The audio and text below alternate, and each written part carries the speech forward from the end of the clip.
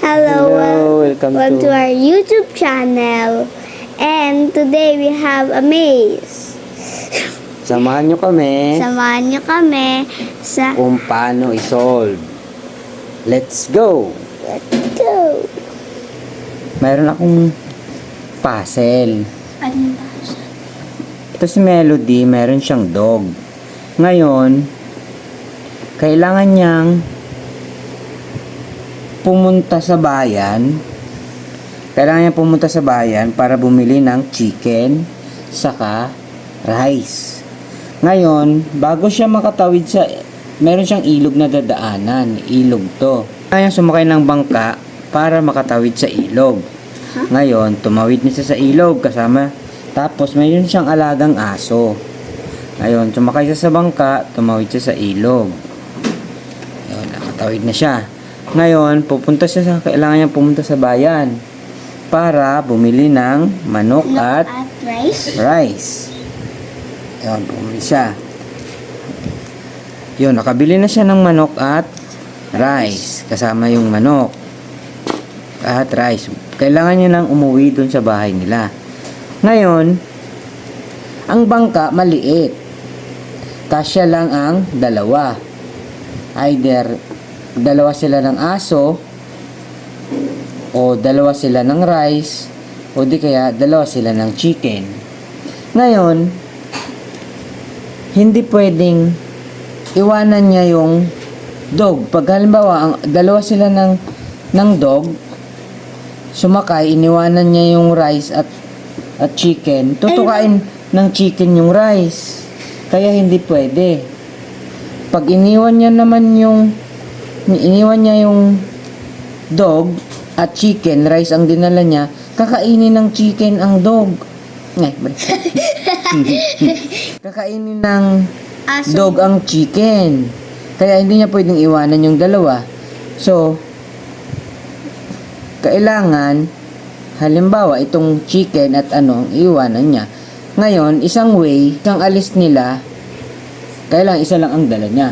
Anong gagawin mo? Paano mo gagawin yan? Wait. Parang ang uunahin dito ay ang uunahin muna ay yung chicken.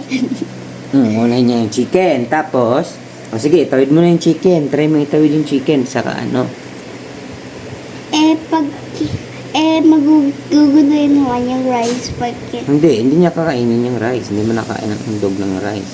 Ayan, at doon ang chicken. Babalik ulit. Tapos, Babalik. tapos, ang kukuhanin na naman ay yung yung kukuhanin naman next ay yung dog. Tapos, Kasi alaga niya yon. Tapos, babalik ulit. hindi kakainin ng dog to. Ay, Kaya, tapos ang kukuhanin naman ay huwag mong takpan. yung rice. Tapos, pagkatapos, lalayuin yung rice para hindi makain ng manok. Bibilisan yung bangka. Tapos, kukanin yung aso. Tapos yan. No. Uli. Paano? Tuturo ko sa'yo. Halimbawa, nandito yan. Nandito.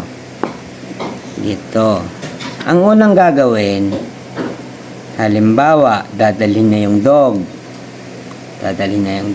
Makakain ng chicken, yung rice. Ay, oo nga pala.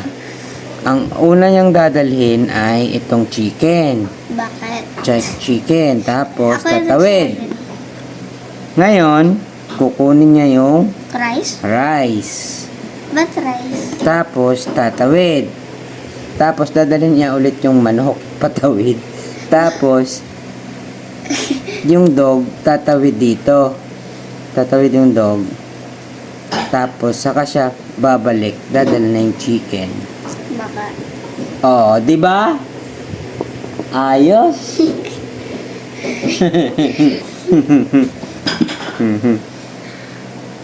If you like our video, like and subscribe. Bye! See you in the next video!